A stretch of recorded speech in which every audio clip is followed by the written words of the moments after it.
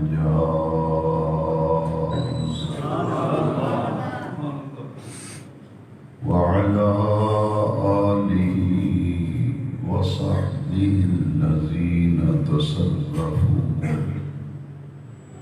الذين تصرفوا إنان تحقيقهم إلى إعلاء كلمة الرحمن. أما بعد فأعوذ بالله من الشيطان الرجيم. بسم الله الرحمن الرحيم.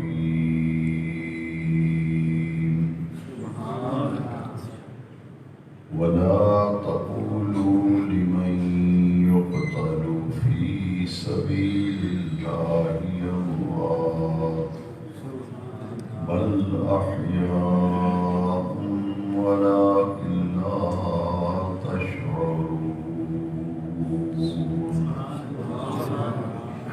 وقال تبارك وتعالى في القرآن المجيد في مقام آخر: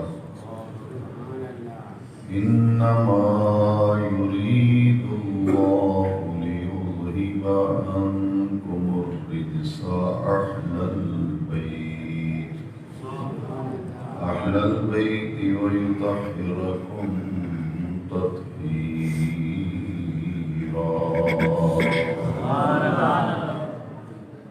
وقال تبارك وتعالى في القرآن المجيد في مقام آخر: السابقون الأولون من المهاجرين والأنصار والذين اتبعوهم بإحسان رضي الله عنهم ورضوا عنه. صدق الله مولانا العظيم. نہایت عقیدت، احترام اور محبت سے آقائے نامدار مدنی تاجدار حضور پر نور شافع یوم نشور آقا کریم رؤوف الرحیم صلی اللہ علیہ وسلم کی بارگاہ اقدس میں 3 مرتبہ جھوم جھوم کر عطیہ درود و سلام پیش کریں.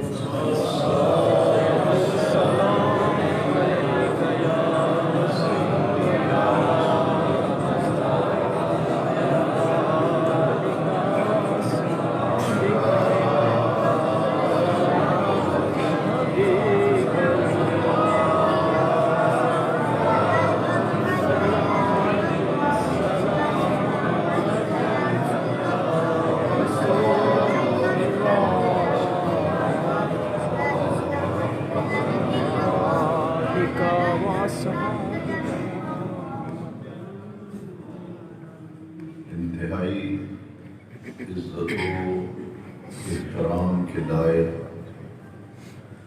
علماء کرام، بہت ہی محبتوں کے لائق جملہ حاضرین درس قرآن و حدیث، 5 ماہ کے تعطل کے بعد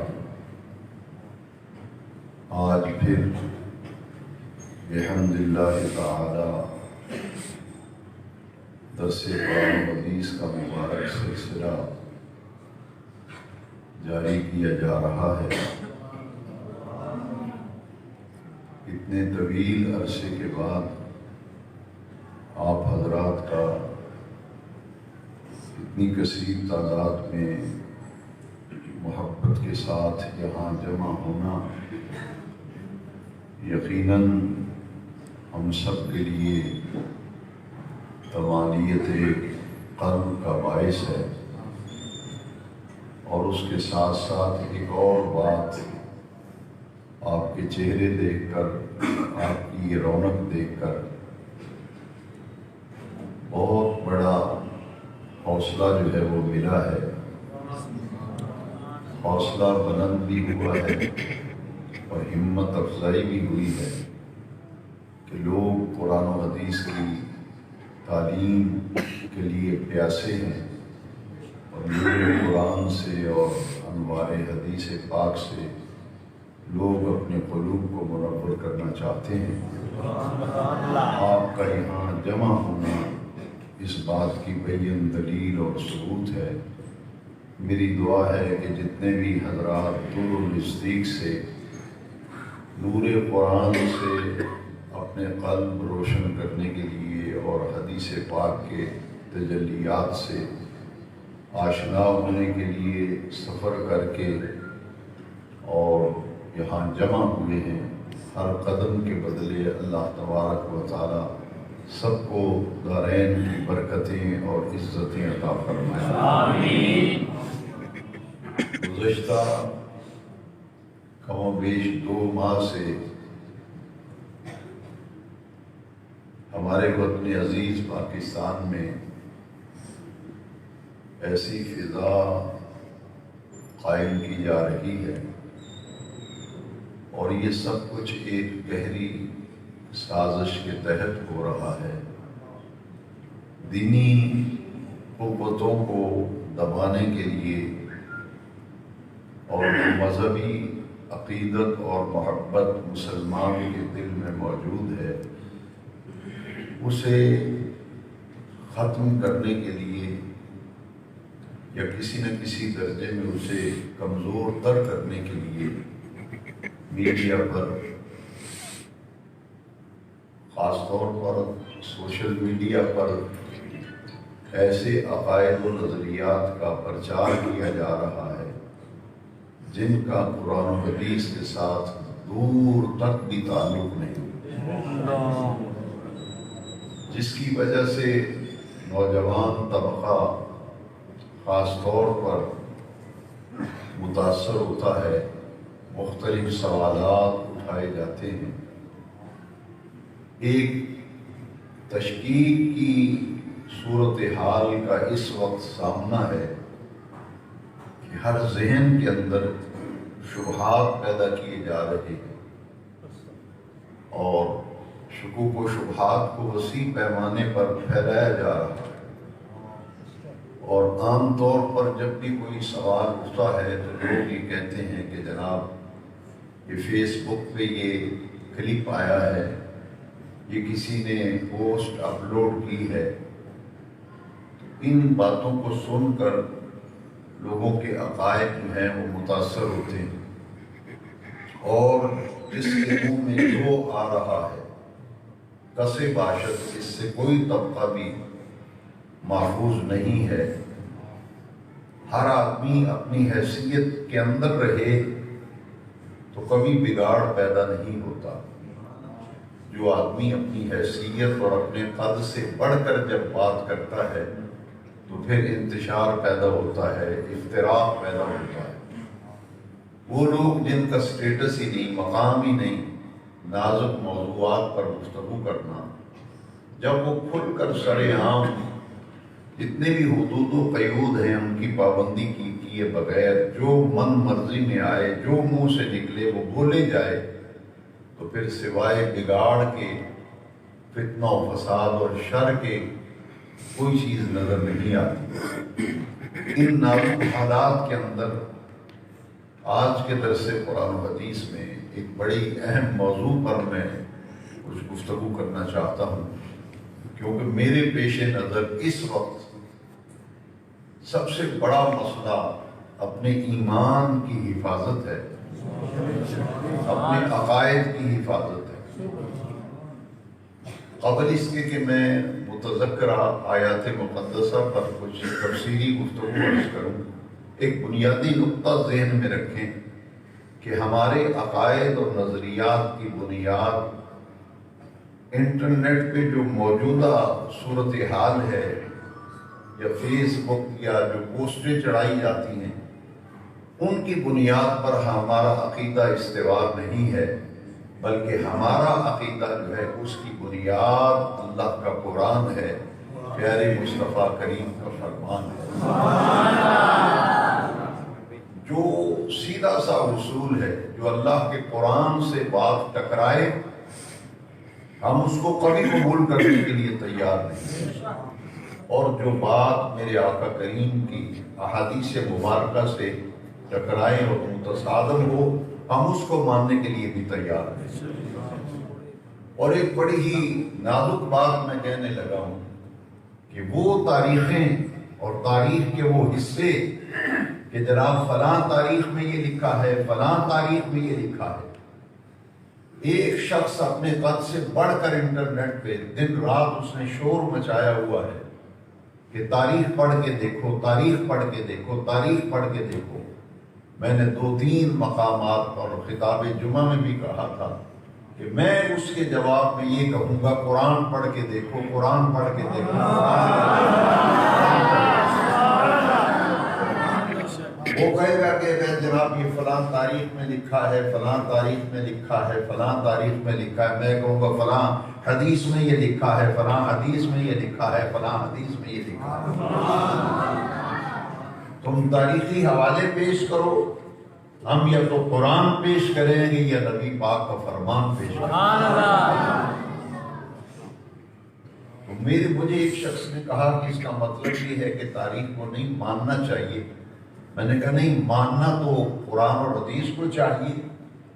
تاریخ کا وہ حصہ جو قرآن مجید کی تعلیم سے ٹکرائے نہ، اور تاریخ کے وہ حصے اور تاریخ کی وہ باتیں جو میرے آقا کریم سے، آپ کے کلام سے، آپ کی گفتگو سے، آپ کے فرمان سے جو چیز ٹکراتی نہیں ہے ہم اس کو قبول کرنے کے لیے تیار ہیں۔ ایک طرف قرآن کی نص ہو اور دوسری طرف حدیث کی نص موجود ہو تو اس کے مقابلے میں ہم کسی کتابڑی یا کتاب کو ماننے کے لیے تیار نہیں۔ بے نیاز رب نے قرآن میں ان تمام طبقات کے حوالے سے جو فرمایا ہے میں آج اس پر گفتگو کرنا چاہتا ہوں۔ اس میں ایک بہت بڑی سازش ہے، میں اس کی طرف نہیں جانا چاہتا کیونکہ ہر شخص کو چاہیے کہ اپنی حیثیت کے اندر رہ کر گفتگو اور کلام کرے۔ یہ جن لوگوں کا کام ہے جو جانتے ہیں کہ ایسا کیوں ہو رہا ہے، وہ باتیں جو کبھی سننے میں نہیں آئیں سر عام ان کے تمام ذاکر کھل کر صحابہ کرام کے بارے میں نازیبہ گفتگو کر رہے ہیں۔ یہ سب کچھ کیوں ہو رہا ہے یہ ایک الگ موضوع ہے، میں اس طرف نہیں جانا چاہتا، لیکن بہت ہی دل کو رنج پہنچا ہے جب اسلام آباد میں اور کراچی میں سیدنا ابوبکر صدیق رضی اللہ تعالیٰ عنہ کی تکفیر کی گئی۔ اس سے جتنے بھی عشاقان رسول ہیں، محبان صحابہ و اہل بیت ہیں، سب کے دل جو ہیں وہ لرز کر رہ گئے، لرز کر رہ گئے۔ ایک طرف یہ کہا جائے جناب یہ باغ فادق کا مسئلہ اٹھا لیا گیا، حالانکہ جتنے بھی ہمارے اکابر اور اسلاف ہیں انہوں نے اس موضوع پر جو گفتگو کی ہے، اور میں تو حیران ہوتا ہوں ان اسلاف کرام کو ایک طرف چھوڑ کر کے چھوٹے چھوٹے مولوی کلپ چڑھا رہے ہیں۔ ہمارے اسلاف نے ہی کہا تھا، محدث اعظم پاکستان ایک بڑی مستند شخصیت تھے اہل سنت و جماعت کے، جب ان کا نام آ جاتا تھا بڑے بڑے علماء اپنی گردنیں جھکا دیتے تھے۔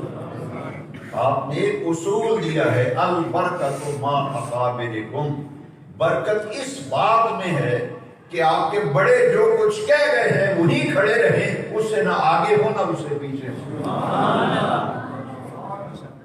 جیسے ابھی ملک صاحب نے اعلیٰ حضرت کا حوالہ دیا تو میں نہایت ادب سے ان تمام ائمہ مساجد و خطباء سے عرض کروں گا کہ جہاں آپ کو سیدی اعلیٰ حضرت کھڑا کر کے گئے ہیں نا، بس وہی کھڑے رہیں، اس سے ایک قدم ادھر ادھر ہوں گے، اپنی من مرضی کی باتیں اور کلپ چڑھائیں گے تو پھر آپ یاد رکھیے، پھر اپنی قبر اور آخرت کی فکر کیجیے۔ ایک شخص کا بھی عقیدہ آپ کی گفتگو سن کر اگر خراب ہو گیا تو اس کے ذمہ دار پھر وہ لوگ ہوں گے جو یہ باتیں سر عام کر رہے ہیں۔ اب جو تاریخی حوالہ جات دے کر معاذ اللہ کہ جی تاریخ میں یہ لکھا ہے، تاریخ میں یہ لکھا ہے، تو ان ہستیوں کے بارے میں تاریخ کی آڑ لے کر جو نازیبہ کلمات بھولے جا رہے ہیں، ان تمام کلمات کو سن کر جو شکوک و شبہات پیدا ہو رہے ہیں، اللہ کی عزت کی قسم ہے ان کا ازالہ اگر ہوگا، میرے ان بچوں نوجوانوں کے اذہان و قلوب سے تشکیک کا بادل اور غبار اگر دور کرنا ہے تو پھر یا قرآن کا سہارا لینا پڑے گا یا آقا کریم کے فرمان کا سہارا لینا پڑے گا۔ قرآن کی نص کا جو انکار کرتا ہے وہ عالم کفر میں چلا جاتا ہے، مسلمان نہیں رہتا، کھلے لفظوں میں اسے کافر کہتے ہیں جو قرآن کی نص کا انکار کرے۔ اب یہ گزشتہ 25 دنوں میں جو حضرت سیدنا صدیق اکبر کی شخصیت اور ذات گرامی کے بارے میں خرافات بکی گئی ہیں اور پھر حکومتی سرپرستی حاصل ہے ان شخصیات کو کہ راتوں رات ان کو ایران بھجوا دیا جاتا ہے اور پھر اس کے متبعین کھل کر کے 10 محرم کو کراچی میں سیدنا صدیق اکبر کی تکفیر کی گئی اور ان پر تبرہ بازی کی گئی۔ ایک بات ذہن میں رکھیں کہ تاریخ اسلام میں نہیں بلکہ دین اسلام میں نبی کریم علیہ السلام کے بعد سب سے بڑی اگر کوئی شخصیت ہے تو اہل اسلام کا یہ ایمان اور عقیدہ ہے کہ حضور کے بعد دین اسلام میں سب سے بڑی شخصیت کا نام ابو بکر صدیق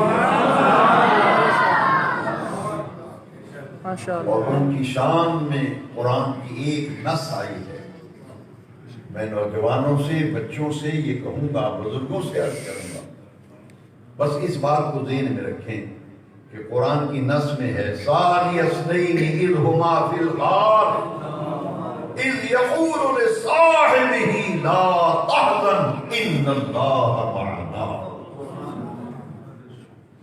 اس میں کسی کا کوئی اختلاف نہیں، یہ سمجھ لیجیے، یہ اجماعی مسئلہ ہے تمام مکاتب فکر کے نزدیک کہ غار کے اندر 2 ہی شخصیات تھی، تیسری شخصیت کا تو وہاں وجود ہی نہیں تھا، یا آقا دو جہاں کی ذات اقدس تھی یا سیدنا ابو بکر صدیق کی۔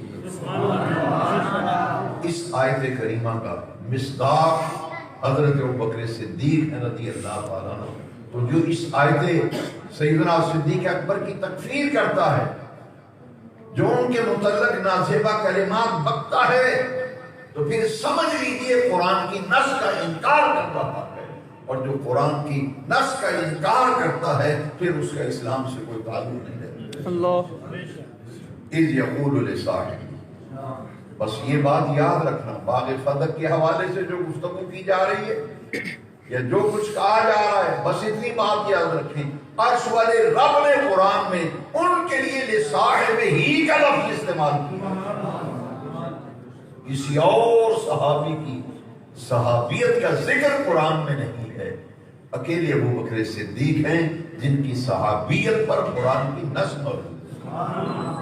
اور پھر ان کے بارے میں صرف ایک حدیث، کچھ کے آج موضوع نہیں ہے، تمہیدی گفتگو ہے، ایک حدیث ذہن میں رکھنا میرے بچوں، میرے جوانوں، میرے بزرگوں، جتنی بھی خرافات سوشل میڈیا پر آ رہی ہیں، ایک تو قرآن کی یہ نص ذہن میں رکھیں اور دوسری میرے آقا کی وہ حدیث پاک ذہن میں رکھیں۔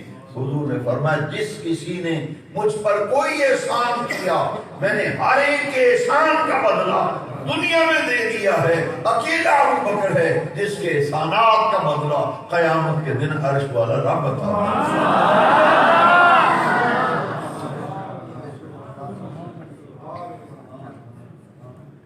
مولانا محمد عمر صاحب اکشروی رحمت اللہ تعالیٰ نے موچی دروازے میں تقریر کر رہے تھے تو کسی نے سوال پوچھا، سوال پوچھا کہ حضور کی ظاہری حیات طیبہ میں ابو بکر صدیق کی کیا کیفیت ہوا کرتی تھی؟ فرمایا جو آج کیفیت ہے نا کہ حضور کی آغوش میں ہے، زندگی میں بھی یہی کیفیت۔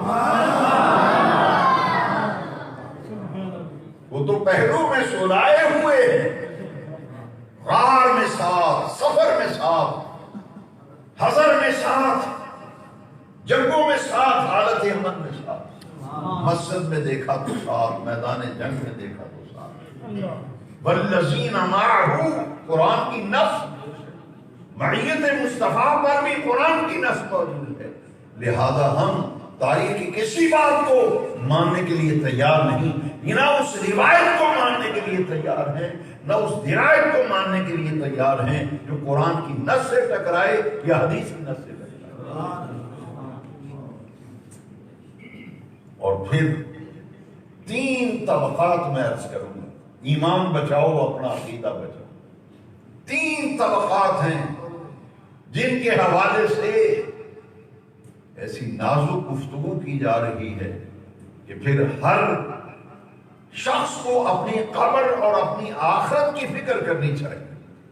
اگر ان خرافات کو سن کر دل میں ذرا سا بھی ان 3 طبقات میں سے کسی ایک ہستی کے بارے میں بھی ذرا سا بھی میل پیدا ہو گیا تو سمجھ لینا آخرت تباہ ہو جائے گی اور اپنی قبر برباد کر بیٹھو گے کسی ہستی کے بارے میں ذرا سا بھی شک دین کے اندر۔ وہ 3 طبقات کون ہیں دیکھیے۔ ایک حضور کے اہل بیت اطہار، دوسرا طبقہ صحابہ کرام رضوان اللہ تعالی علیہم، دوسرا طبقہ، اور تیسری وہ مقدس خواتین، وہ مقدس عورتیں جن کو نبی کریم علیہ السلام نے اپنے عقد زوجیت میں قبول فرمایا۔ وہ پاک دامن بیویاں جو حضور کے نکاح میں آئیں ان کو ازواج مطہرات کہا جاتا ہے۔ آج کے درس میں ازواج مطہرات، صحابہ کرام اور اہل بیت اطہار، ان مقدس ہستیوں کے حوالے سے قرآن مجید کی ایک ایک آیت مبارکہ، ایک ایک حدیث پاک، اور پھر آخر میں میدان کربلا میں جو سانحہ اور حادثہ پیش آیا اس پر میں حدیث پاک اور قرآن مجید کی روشنی میں مختصر گفتگو کروں گا۔ اہل بیت اطہار اہل سنت کا ہے بیڑا پار کہ اصحاب حضور نجم ہے اور ناؤ ہے عطرت رسول اللہ۔ چھوٹے چھوٹے مولوی یہ ایک ایک کلپ چڑھا کے اور اس پہ بڑا لوگ فخر کرتے ہیں کہ جی یہ وائرل ہوا ہے، قریب اتنے لاکھ آدمیوں نے دیکھا، میں نے اتنے لاکھ آدمیوں تک گمراہی پہنچا دی۔ لوگ وہ دیکھ کے خوش ہوتے ہیں کہ یہ مولوی صاحب بڑے، ان کی تو 5 لاکھ آدمی نے دیکھ لی ہے۔ تو 5 لاکھ آدمی کا عقیدہ جو خراب ہوگا تو کون ذمہ دار ہوگا؟ اگر کوئی اہل بیت کی عزت و احترام کی بات کرتا ہے تو یہ نادان کہتے ہیں یہ شیعہ ہو گیا ہے، یہ رافضی ہو گیا۔ اور اگر کوئی اہل بیت کی عزت و عظمت کی بات کرتا ہے تو اس پر یہ لیبل لگا دیتے ہیں کہ جناب یہ تو وہ ہو گیا۔ کیوں؟ تنگ نظری ہے، یہ علم ہی نہیں ہے۔ میں نے کہا خدا کا خوف کرو، قبلہ خدا کا خوف کرو۔ قرآن کی اس آیت کا مفہوم احمد رضا سے زیادہ کوئی نہیں سمجھا۔ احمد رضا نے کہا اہل سنت کا ہے بیڑا پار کہ اصحاب حضور نجم ہے، ناؤ ہے عطرت رسول اللہ۔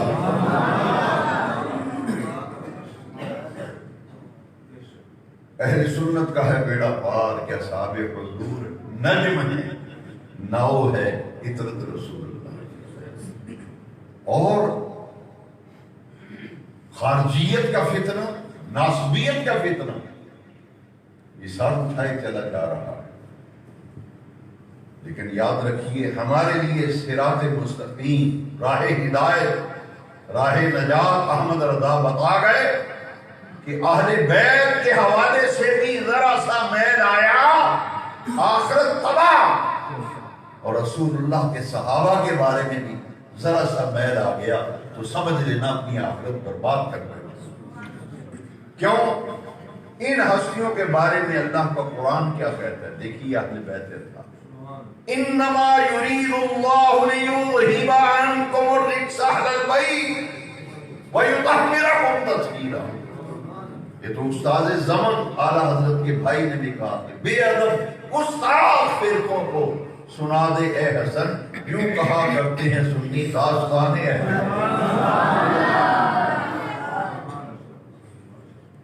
کتنا ظلم ہے، خون کے آنسو میرا دل روتا ہے کہ اگر کوئی محبت سے امام پاک کے روزہ مبارک کا نقشہ گھر میں لگاتا کہتے شیعہ ہو گیا،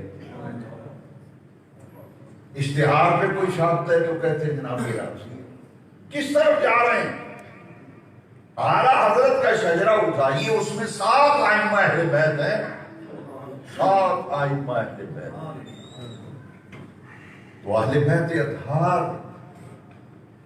کی محبت میں معاذ اللہ کوئی شخص دعویٰ کرے محبت اہل بیت کا تو صحابہ کرام کی شان میں ذرا سی بے ادبی کر بیٹھے گا تو سمجھیے وہ دعویٰ محبت اہل بیت میں جھوٹا ہے، جھوٹا ہے اہل بیت کی محبت۔ کیونکہ ہم جب ان احادیث کو پڑھتے ہیں تو پھر پتہ چلتا ہے۔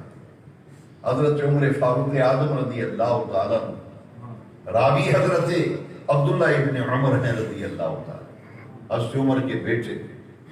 اگرچہ حضرت ابو موسیٰ اشعری سے بھی یہ روایت ہے، دیگر صحابہ کرام سے بھی یہ روایت مروی ہے، مگر میں اس وقت جو روایت عرض کر رہا ہوں وہ حضرت عبداللہ ابن عمر کے حوالے سے، اور ابن عساکر نے بھی اس روایت کو نقل کیا، کنز العمال کے اندر بھی یہ روایت موجود ہے۔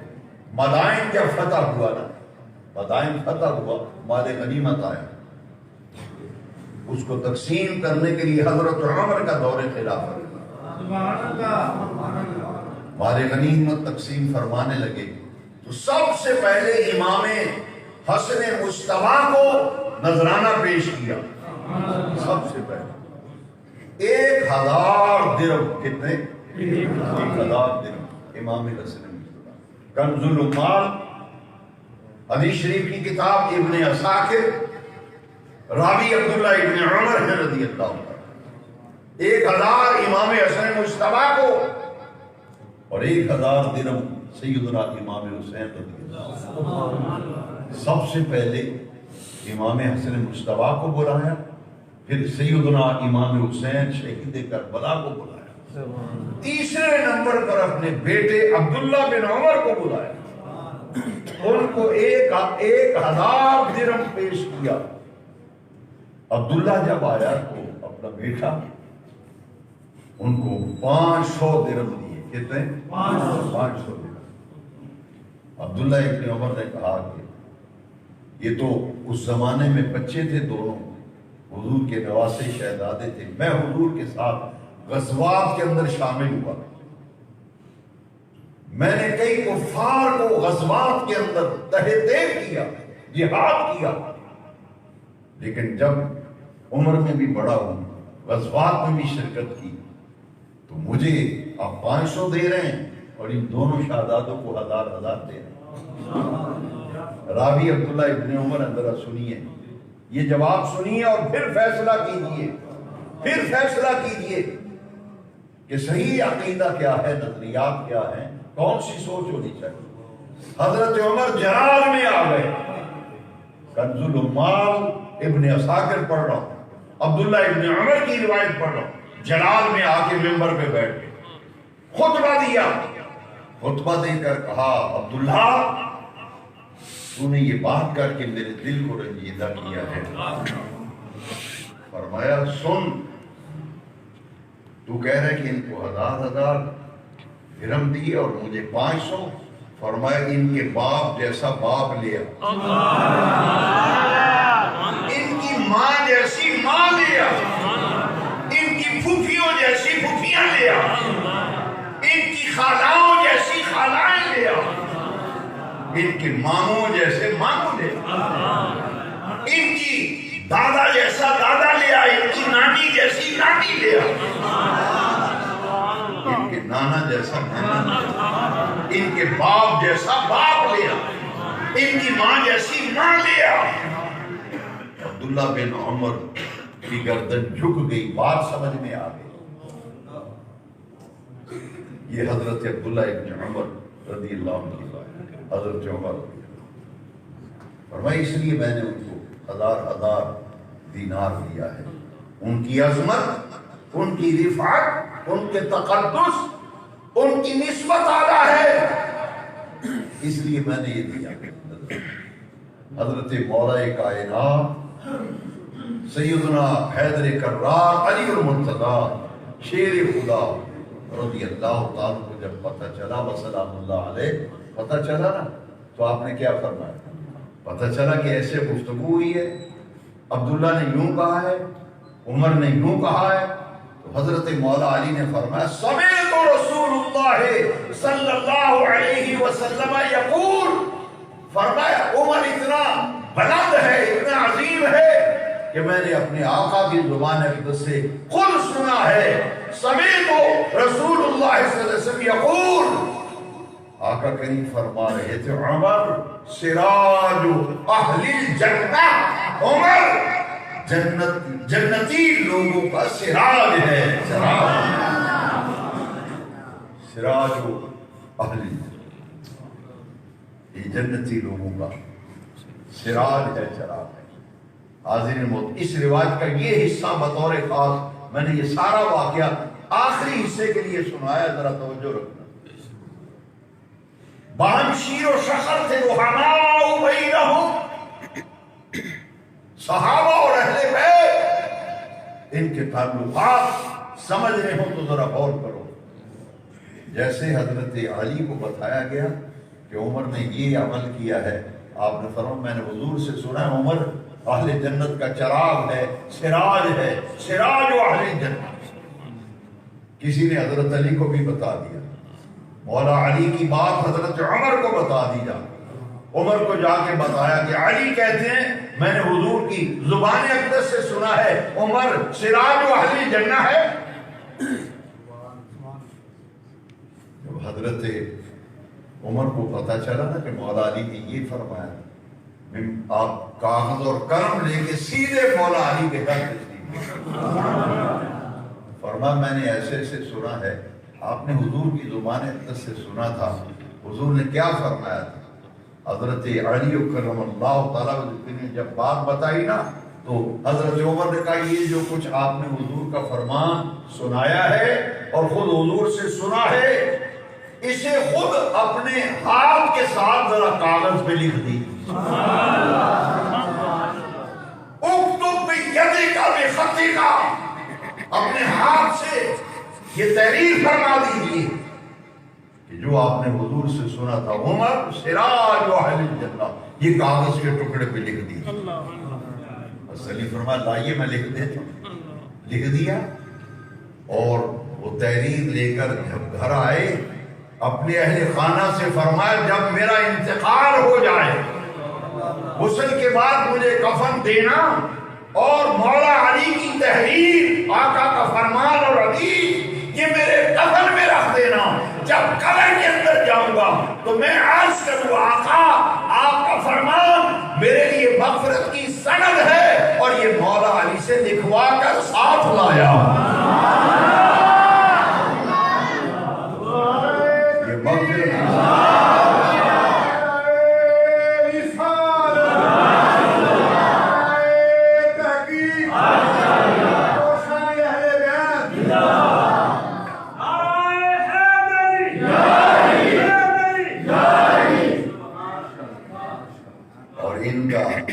یہ معاملہ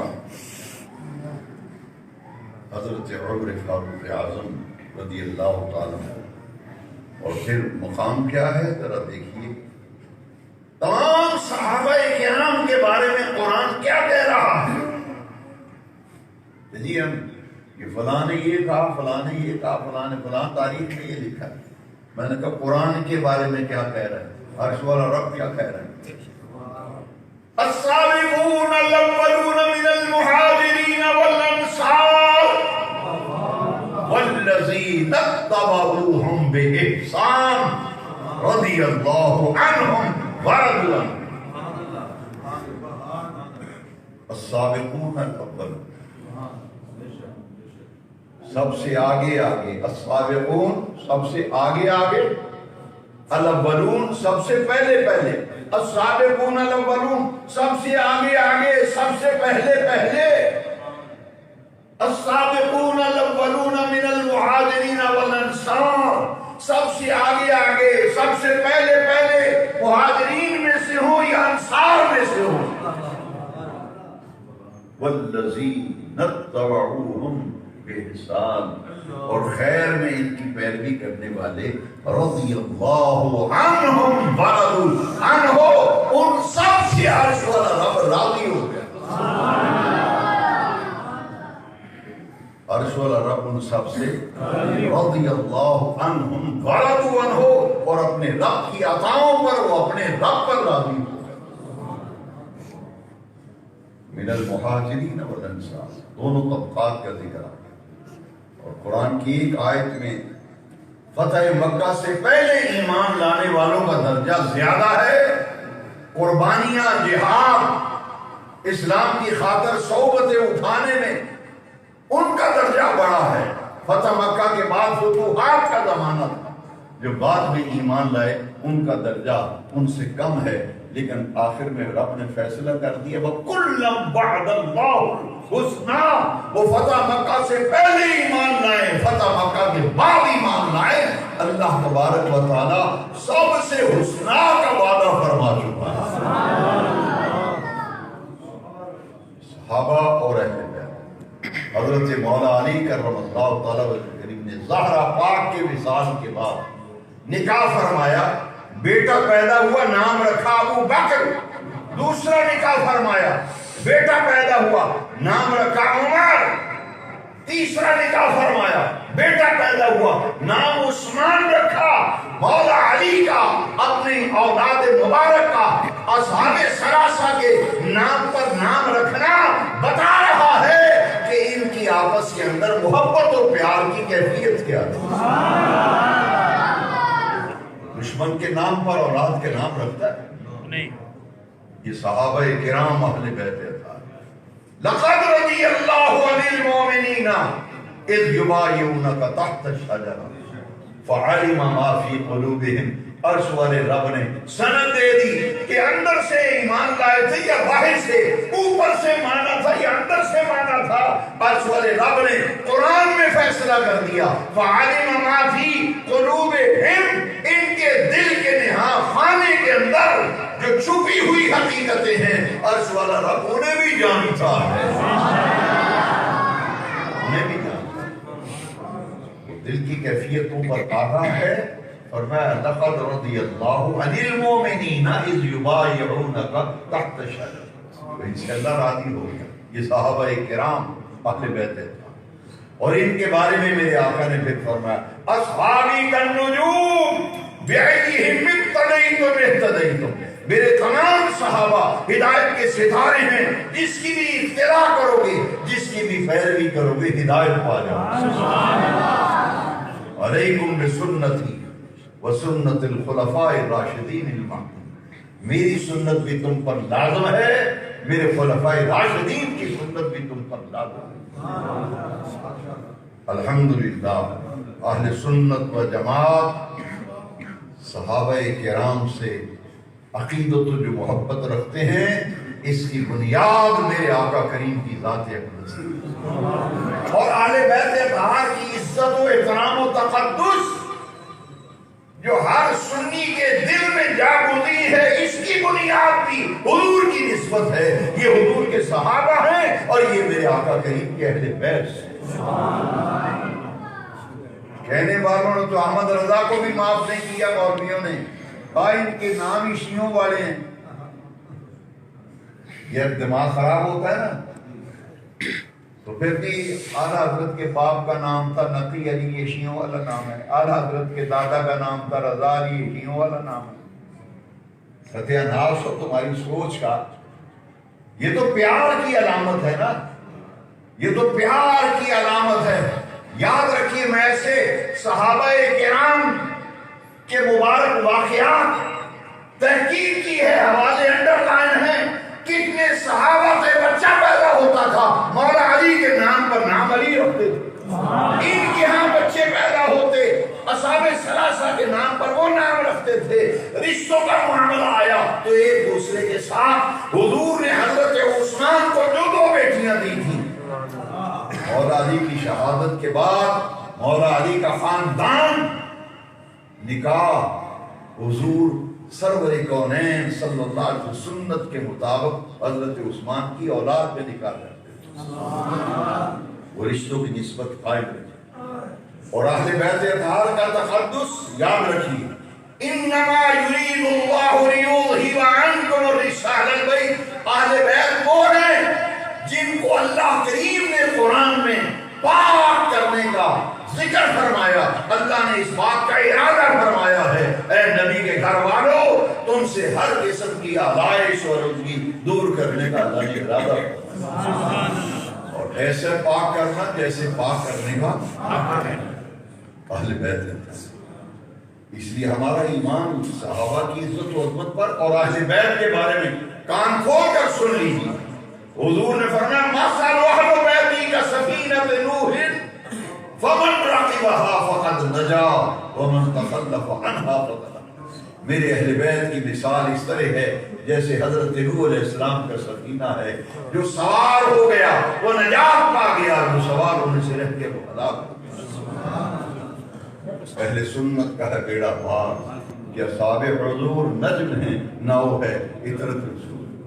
کیا بات رضا اس جمنستان کرم کی جس میں زہرا ہے علی، حسین اور حسن خوب۔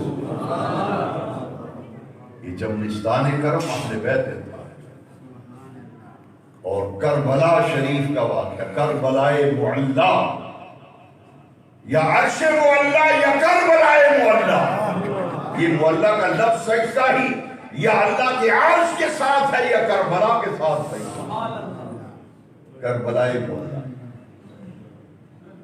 یہ واقعہ کربلا جی کون حق پہ تھا جی کون باطل پہ تھا، اتنی بات سمجھ لینا۔ میرے آقا کریم نے فرمایا میرے بعد خلافت 30 سال رہے گی، اس کے بعد خلافت ختم ہو جائے گی، ملوکیت آئے گی، بادشاہت آئے گی۔ امام حسن مجتبیٰ کے 6 مہینے خلافت کے شامل کیے جائیں، خلافت راشدہ مکمل ہوتی ہے، اور پھر یزید سن 60 ہجری میں حضور کے وصال مبارک کے 50 سال بعد رجب کے مہینے میں اقتدار میں آتا ہے، شریعت اسلامیہ کی مخالفت شروع کر دی، شاعر اسلام کا مذاق اڑایا جانے لگا، فرائض کی پابندیاں ختم کر دی گئی، ہر طرف فسق و فجور کا رواج ہو گیا۔ سن 60 ہجری رجب میں یزید اقتدار میں آتا ہے اور امام حسین سے بیعت کا مطالبہ کرتا ہے۔ کیسے ممکن تھا کہ حسین اپنی آنکھوں کے سامنے دین کے اندر بگاڑ برداشت کرتے دیکھ کر شریعت اسلامیہ کا مذاق اڑایا جا رہا ہو تو برداشت کر لیتے؟ کیسے ممکن تھا؟ اتمام حجت کے لیے کوفیوں کی دعوت کو قبول کر کے امام علی مقام کوفہ میں گئے تھے تو نتیجتاً یا تو یزید کی بیعت کا مطالبہ تھا یا پھر گردن کاٹنے کا حکم دے دیا گیا کہ بیعت کرتے تو ٹھیک ہے نہیں تو قتل کر دیں۔ بس اتنی سی بات تھی کہ ظالمانہ، فاسقانہ، آمرانہ نظام یزید بدبخت نے مسلط کیا تھا۔ امام حسین اپنے نانا جان کے دین کو بچانے کے لیے، شریعت کے تحفظ کے لیے میدان میں اترے تھے، سارا خاندان قربان کر دیا مگر نانا جان کی شریعت کو بچا دیا۔ رجب 60 ہجری میں اقتدار میں آیا، رجب شعبان رمضان شوال تیخا 5 مہینے گزرے، 6واں مہینہ محرم کا آیا، 61 ہجری جمعے کا دن، اور امام علی مقام کربلا میں لازوال قربانیاں دے کر اپنے نانا جان کی شریعت کو بچا دیا۔ اور یزید و حسین پاک کو معاذ اللہ موازنہ کرنا اور تقابل کرنا، پھر میں یہ عرض کروں گا کہ ذرا حدیث شریف 2-3 سن لیں اور میرا درس مکمل ہو گیا، کہ پھر سوچ لینا کہ قرآن کی نص ان کے بارے میں کیا کہہ رہی ہے، حدیث مصطفیٰ ان کے بارے میں کیا رہنمائی کر رہی ہے۔ وَلَا تَقُولُوا لِمَن يُقْتَلُ فِي سَبِيلِ اللَّهِ أَمْوَاتٌ، جو اللہ کے راستے میں قتل کیے جائے انہیں مردہ نہ کہو، بل احیاء، وہ زندہ ہیں، وَلَٰكِن لَا تَشْعُرُونَ، تمہیں ان کی زندگی کا شعور ہے۔ قتیل فی سبیل اللہ، جو اللہ کے راستے میں شہید ہیں۔ تو امام علی مقام جب شہید ہوئے تو آپ کا جسد مبارک تو کربلا میں تھا، کٹا ہوا سر نیزے کی نوک پر اللہ کا قرآن پڑھ رہا ہے، اور کائنات کو حسین نے بتا دیا۔ یزید نے اپنے ایک خطاب میں کہا تھا کہ حضور پر قرآن نہیں اترا معاذ اللہ،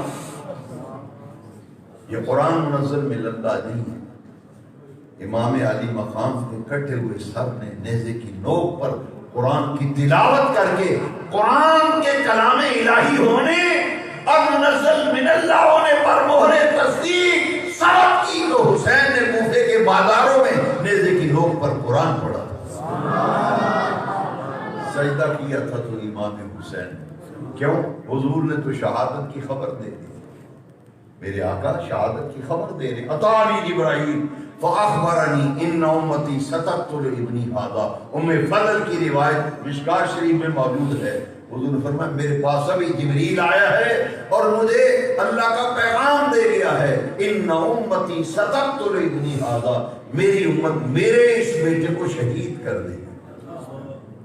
شہادت کی خبر حضور نے دی نا، پھر دیکھنا کہ حضور کن کے لیے فرما رہے ہیں۔ اللہم آت الحسین صبرا وحجرا، یا اللہ جب امتحان و آزمائش میں حسین ہو، قربانیاں دے رہا ہو، ان نازک لمحات میں میرے حسین کو صبر بھی دینا، میرے حسین کو اجر بھی دینا۔ پھر حضور کا فیصلہ کن ارشاد ہے، من احب حسینا فقد احبنی ومن احبنی فقد احب اللہ، جس نے حسین سے محبت کی اس نے مجھ سے محبت کی، جس نے مجھ سے محبت کی اس نے اللہ سے محبت کی۔ صحابہ نے کہا کہ حضور آپ حسن و حسین آتے ہیں تو سونگتے ہیں، چومتے بھی ہیں سونگتے بھی ہیں، ہم تو اپنے بچوں کو چومتے ہیں سونگتے نہیں۔ حضور نے فرمایا دونوں جنت کے پھول ہیں، مجھے ان سے خوشبو آتی ہے، اس لیے حسن بھی آتے ہیں تو چومتا ہوں، حسین بھی آتے ہیں۔ جن کو حضور نے اپنا لعاب دہن عطا فرمایا، حضور کے کندھوں پہ کھیلنے والے، اور شہادت کربلا 10 محرم کو حضرت ام سلمہ نے خواب نہیں دیکھا تھا، مسلم شریف ہے، 10 محرم کو شہادت حسین پاک کے بعد خواب دیکھا، حضور کے گیسوئے مبارک گردآلود ہیں، ریش مبارک گردآلود ہے، لباس پر غد ہے، تھکاوٹ ہے، ہاتھ میں شیشی ہے جس میں خون ہے۔ تو ام سلمہ نے خواب میں پوچھا تھا حضور یہ میں کیا حال دیکھ رہی ہوں، ما لک یا رسول اللہ صلی اللہ علیہ وسلم۔ تو حضور نے کیا فرمایا، دیکھنا اس حدیث کی روشنی میں عقیدہ رکھنا حسین پاک کے بارے میں۔ حضور نے فرمایا شہید تو قتل الحسین آنفا، میں ابھی حسین کے مقتل سے آ رہا ہوں۔ تو حضور یہ شیشی کیسی، اس میں خون کیسا؟ فرمایا دم الحسین و اصحابہ، یہ حسین اور ان کے ساتھیوں کا خون ہے جو صبح سے لے کر اب تک میں شیشی کے اندر جمع کرتا ہوں۔ صحابہ، اہل بیت، ازواج مطہرات، جن کو قرآن نے کہا النبی اولی بالمؤمنین من انفسہم وازواجہ امہاتہم، بس اتنا سمجھ لینا تمام ازواج مطہرات کے بارے میں قرآن نے کہا کہ میرے محبوب کی تمام بیویاں ایمان والوں کی مائیں ہیں۔ یہی راہ نجات ہے، یہی صراط مستقیم ہے۔ اللہ تعالی ہم سب کو